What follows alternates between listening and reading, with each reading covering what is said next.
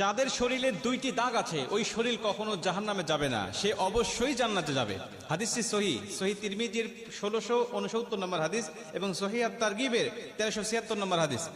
হযরত আবু উমামা রাদিয়াল্লাহু তাআলা আনহু হাদিসটা বর্ণনা করেছেন। রাসূল সাল্লাল্লাহু আলাইহি ওয়াসাল্লাম বলেন, যাদের শরীরে দুইটা দাগ আছে এবং যাদের শরীর থেকে 2 ফোঁটা তরল পদার্থ নির্গত হয় ওই শরীর কখনো জাহান্নামে যাবে না, সে অবশ্যই জান্নাতে যাবে এবং আল্লাহ পাকের কাছে এই শরীরটা সবচেয়ে প্রিয় শরীর। রাসূল সাল্লাল্লাহু আলাইহি ওয়াসাল্লাম বলেন, 1 নম্বর দাগ হলো যে ব্যক্তি জিহাদের ময়দানে আল্লাহকে খুশি করার জন্য, আল্লাহর দ্বীন কায়েম করার জন্য অথবা আল্লাহর সন্তুষ্টির জন্য যে ব্যক্তি বাতিলের মোকাবেলা করতে গিয়ে শত্রু পক্ষের আঘাতে তার শরীরে ছোট্ট একটা দাগও যদি বসে যায়, এই দাগটা কিয়ামতের ময়দানে সুপারিশ করে বা এই দাগটা থাকার কারণে কিয়ামতের ময়দানে আল্লাহ পাক তাকে জান্নাতে দিয়ে দিবে। নবীজি সাল্লাল্লাহু আলাইহি ওয়াসাল্লাম বলেন, 2 নম্বরে ফরজ ইবাদত সমূহের কোন একটি দাগ যদি তার শরীরে দেখা যায়, যেমন নামাজ পড়তে পড়তে সেজদা দিতে দিতে